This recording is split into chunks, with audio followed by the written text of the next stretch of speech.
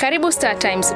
Unaweza kubadili kifurushi kwenye dikoda yako au kulipia kwa kutumia Tigo Pesa au M-Pesa kwa kutumia simu yako ya kiganjani.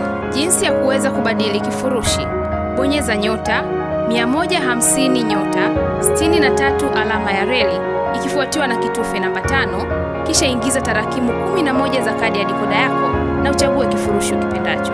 Aidha, unaweza kulipia kupitia Tigo Pesa.